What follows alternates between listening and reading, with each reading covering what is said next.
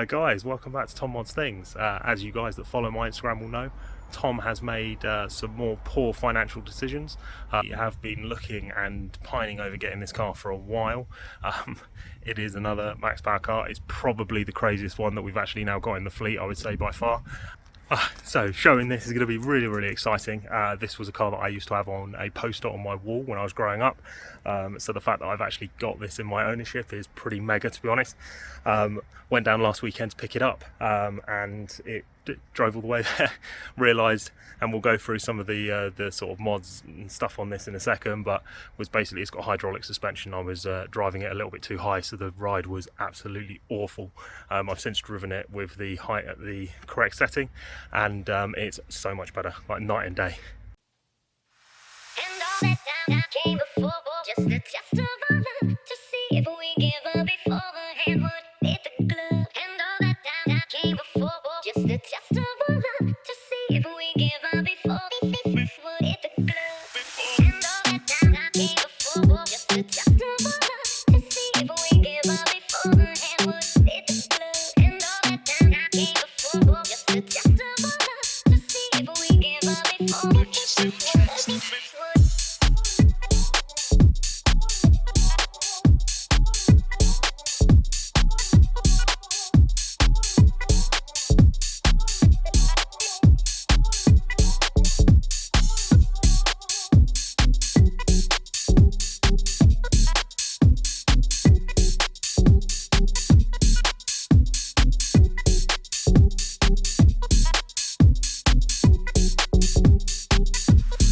And all that time I came before, just a test of our love, to see if we give up before the hand would hit the glove. And all that time I came before, just a test of our love, to see if we give up before this would hit the glove.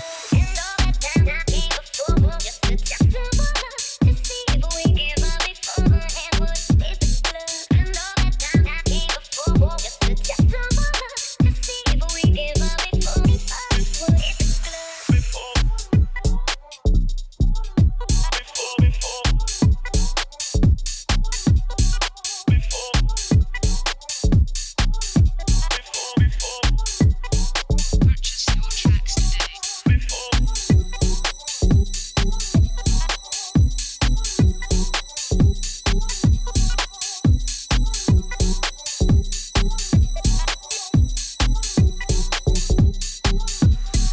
And all that time I came before, just a test of our love, to see if we give up before the hand would hit the glove. And all that time I came before, just a test of our love, to see if we give up before this would hit the glove. And there we have it. What a absolutely stupid and very silly automobile.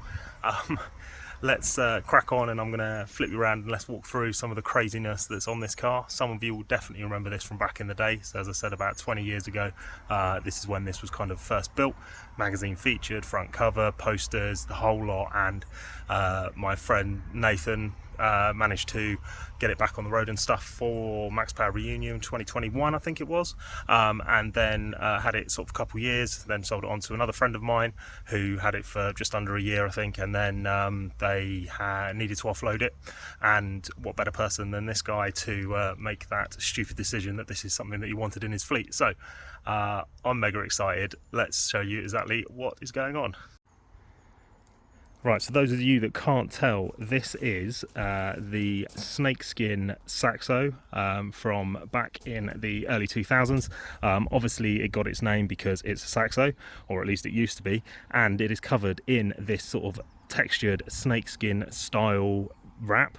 Now, might correct me if I'm wrong, but I'm pretty sure this was one of, if not the first car to be properly wrapped in sort of a leather PVC in the UK. Now, what I mean by that is that this isn't a vinyl wrap, as we can see here with the stitching. This is actually an actual like leather material that's been wrapped over the whole car. Now, just sort of take in how absolutely nuts this is, based on the fact that it's not just the whole exterior of the car, but all the internal shuts. Everything on the inside has been redone as well, so literally the whole car has been wrapped. I mean, I've got absolutely no idea sort of how they've managed to do that when it was originally done, or just the sheer amount of work that's required to kind of achieve something like this is absolutely nuts. And the fact that it's lasted this long as well is sort of testimony to the actual original builders of the car and the craftsmanship and stuff that's been put in place here.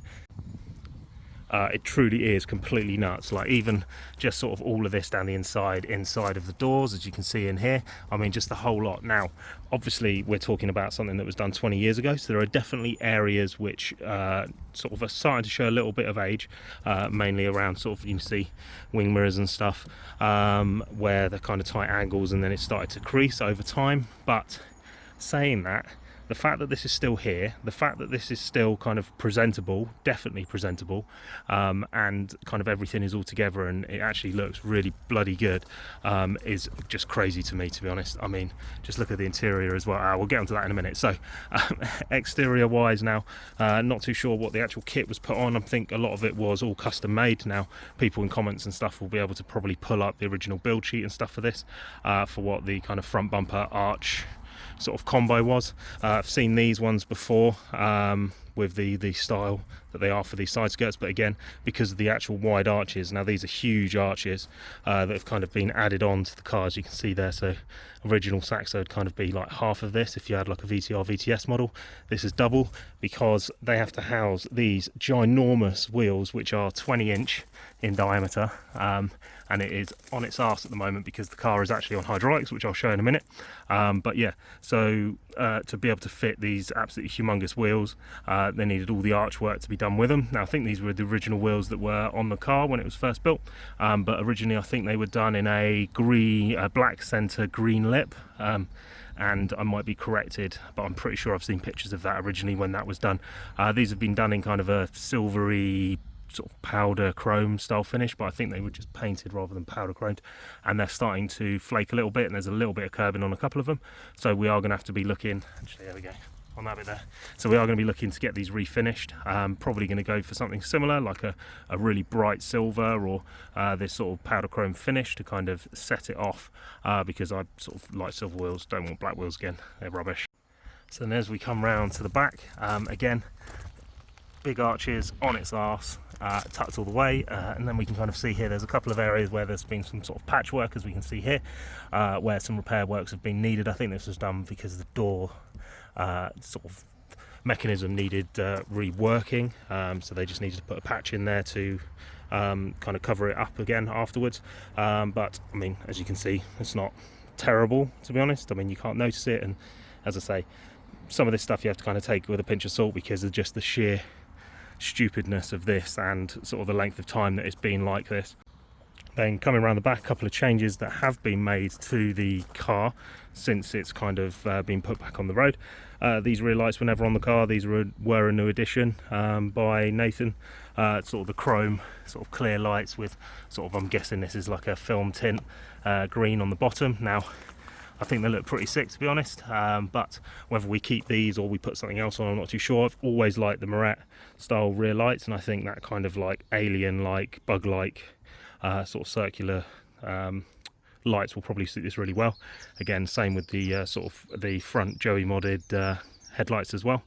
Then we've got kind of this pincery rear bumper shape. Now this is one thing I'm not 100% keen on, is just the shape of this. I think it would probably be much better if we got some tailpipes manufactured to kind of fit this gap, because at the moment it's just two big circles.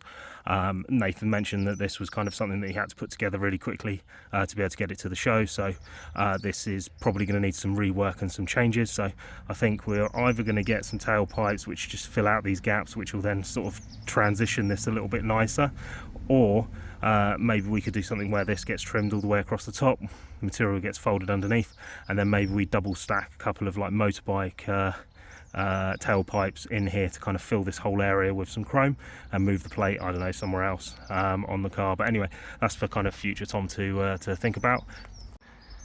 Right, then as we come around the other side, very similar situation, on its arse.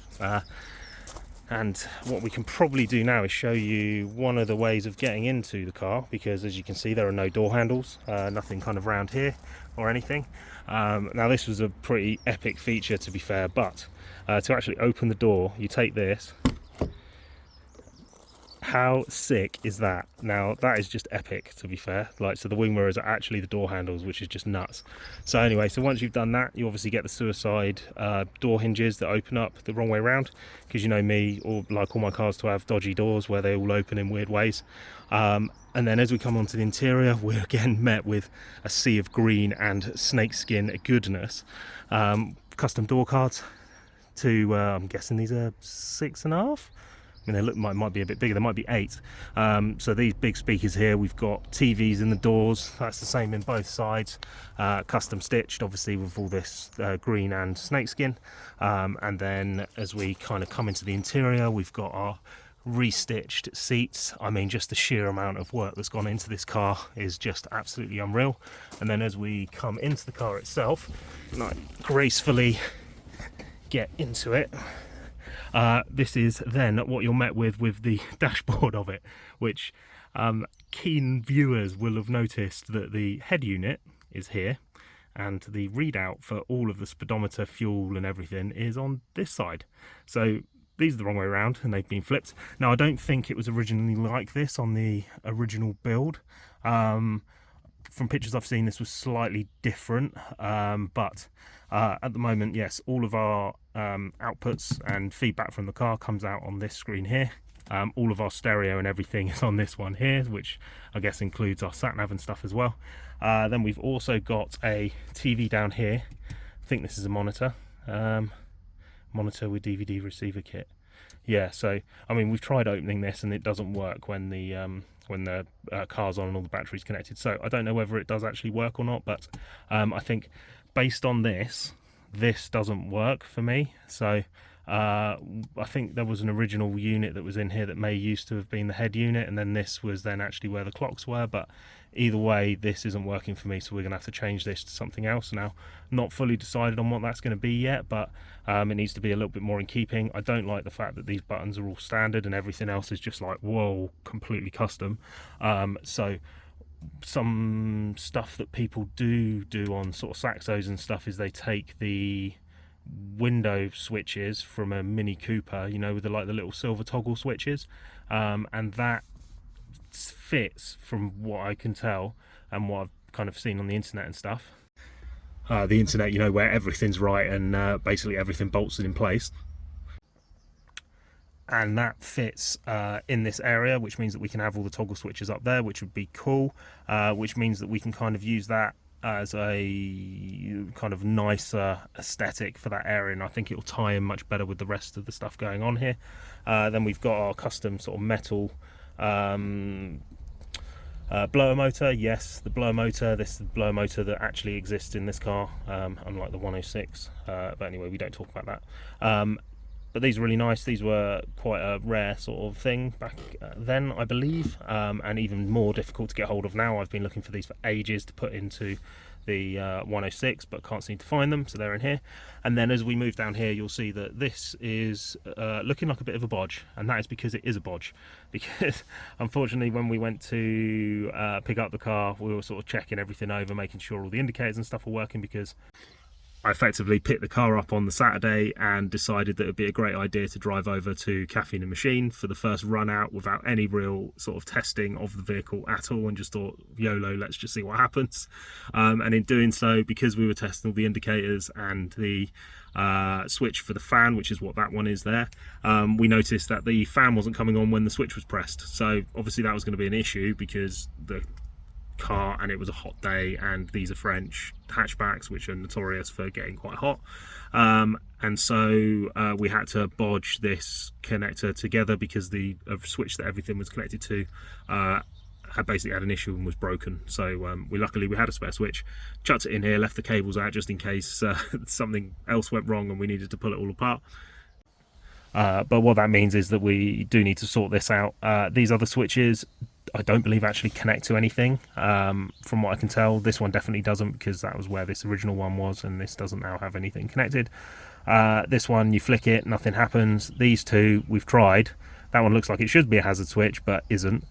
Whether or not there's a reason why it was down here, because that looks like a rear window switch as well, so I'm kind of leading towards maybe this wasn't meant to be here.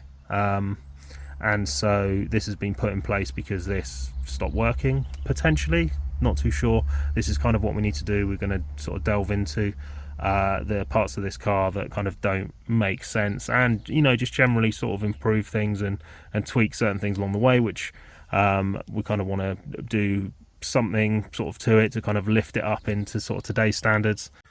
And because of all the sort of engineering background and 3D printing side of things, we can rapidly sort of manufacture bits for this, which was unheard of as a manufacturing technique back when this car was originally built. So it means that we can basically reproduce certain aspects of it which have maybe been broken over time, or we can get like new little fascia bits and finishing plates and just, you know, little bits here and there to kind of get things better and improve them.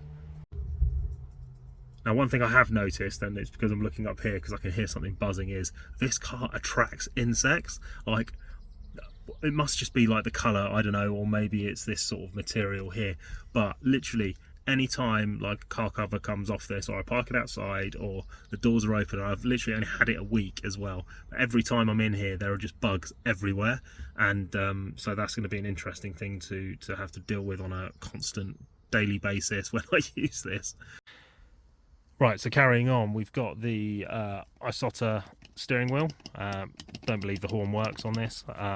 Still on the side, like I mean, yeah, you just do that on 106 and stuff. You just ignore the middle horn button because it's never there. It's up on the stalk, which makes wheel swaps way easier. So this is really nice wheel and stuff. Sort of reasonable condition as well. We can probably polish up some of these areas just to make them a little bit nicer, but not the end of the world. There's a USB stick thing up here. For your pornography. I don't know what it is for, but I'm guessing it's maybe something that loads something onto this screen, or maybe it's for like charging a mobile phone or something, but it has a USB stick on it at the moment. I didn't actually ask what this stick had, so I'm kind of concerned about opening it at all, or plugging it into a PC. I don't know, we'll maybe just leave that there for the moment.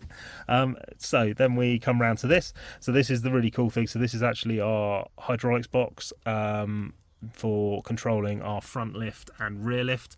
I need to go and put the battery in to get this to work, but in essence it's a really simple two-way system. You've just got one switch for the front, one switch for the rear, plus and minus. Now this has just been done on with pencil, I think, just to make it easier, but I think what we'll do is we'll get some proper stickers made up and glue them into place on here to kind of just tidy this box up a little bit. But even this is covered in that sort of faux snakeskin material as well. It's just crazy, isn't it, really, just the amount of effort. And then the airbag of truth is in the front dashboard. Now that is a genuine NOS tank. It is connected, it does go to somewhere, not the actual engine itself, thankfully, because I think the thing would eject itself out the bonnet if you put NOS on one of these 1.6 GTI engines. But it does go to a purge system which purges out of the front bonnet up the top there. So yes, proper Fast and Furious, pulling up to the drag strip in this bad boy, and you can purge your system to make everyone think that you've got nitrous oxide. And then because the car weighs about 3 tons with all the audio in the back, you end up getting to 20 miles an hour in about 16 seconds. So yeah, anyway, but you can change gears loads, so we can go with loads of gears, so we can kind of pretend that it's got like a million gears on it. But anyway, right, I digress, let's carry on.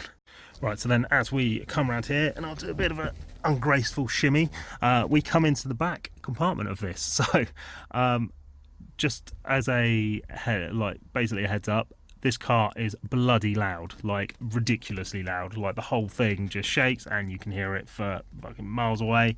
And just, yeah, the whole thing, the roof is all over the shop. I don't know, I've never had a car with this sort of system in before, not to this sort of level. It's got 2 large Vibe amps. That huge one in the center is what's powering the subs. This one up here is what's powering the door speakers, as we can see down here.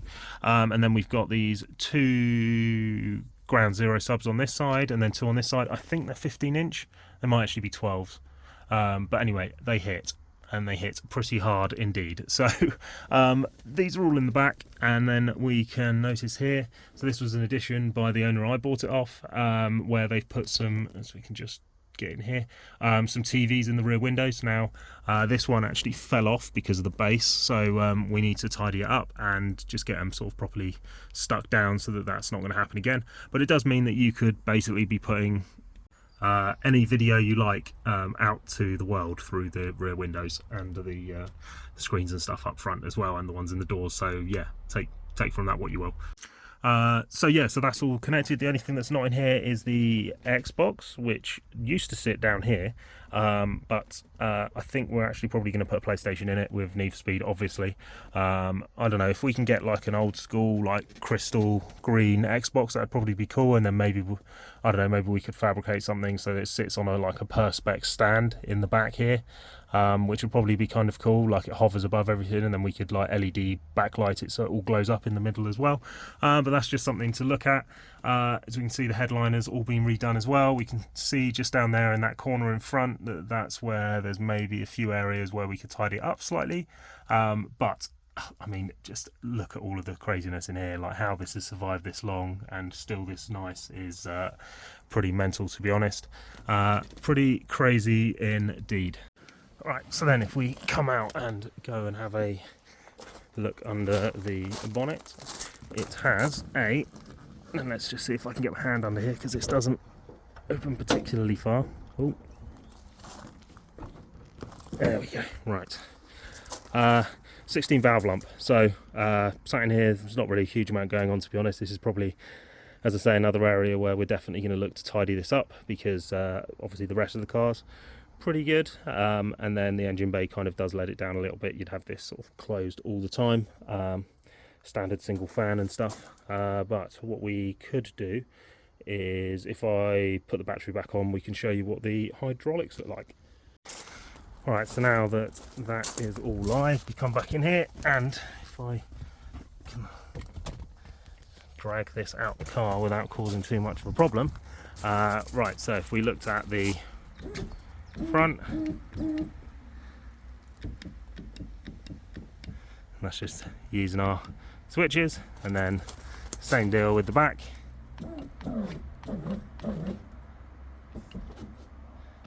I mean, it's pretty brutal on the rear, to be perfectly honest. But yeah, basically the ideal ride height, from what I've been told, is just where the tyre sits just above the wheel, like maybe like there, basically. So that's kind of ideal ride height. That's where I'm sort of driving it now, and it's absolutely perfectly fine. When I first picked it up, I had it there, and as you can tell with it, just sort of how high up it goes, it's absolutely rock solid, and the ride was literally the worst thing that I think I've ever experienced driving a car, to be perfectly honest. Supposedly it looked absolutely hilarious driving down the road when people were behind me, though, because the thing was so scatty all over the place. It was yeah, it wasn't good. So anyway, now we know, we can make sure that it is the right height for any future driving. Right, well there we go. That's a very quick run round of the very stupid car purchase that I have now made. Yes, you can definitely be sure to follow this channel for stupid decisions, because this guy here will definitely make them. So yeah, so I mean, I'm dead excited to get started on this, to be honest. It's going to definitely stay with the overall aesthetic and the sort of foundation and sort of pedigree of this car, is sort of its original build. I mean, there's no way that I'd come in here and just start stripping off like all of this sort of material and stuff. No, that has to stay. It would be something entirely different, and yeah, you've got to preserve these sort of things, even if you don't like all of it, or even if you think things could be slightly better if it was a different colour.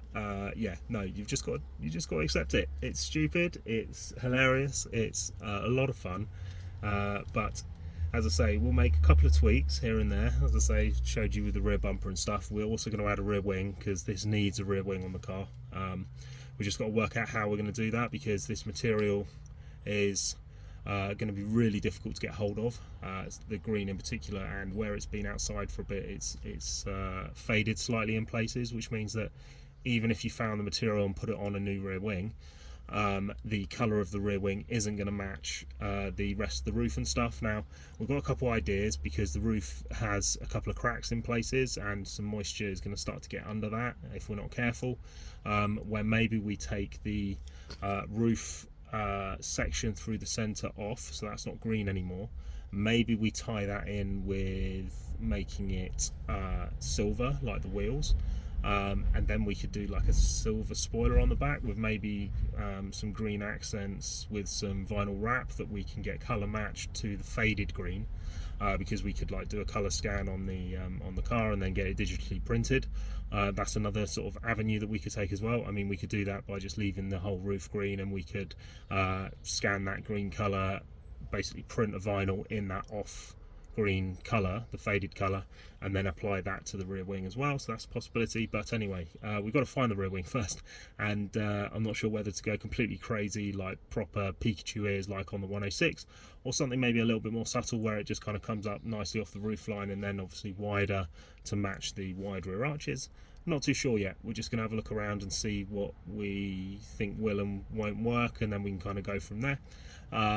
Then we'll sort out some of the bits on the interior that are looking a bit tired. There's a few areas where it's starting to peel up, so we can just sort of glue those back, re-stretch the material and stuff, and then hopefully that'll all be good. Subs, yellow, don't like the yellow, gonna need to change that. Again, we'll just take the baskets off, dismantle them, and then we'll get them powder coated in a silver or a chrome or something, because I think that'll just look a lot better in the back. And then yeah, other than that really, it's just general tidying up, to be perfectly honest. As I say, we'll do a few little mods here and there, but ultimately it's going to stay as it is. This is, as I say, I had it on my wall. I've wanted to own it when I was that young, and the fact that I've got it now is just, yeah, I can't believe it, to be perfectly honest with you. It's yeah, dream come true, as corny as that is to say.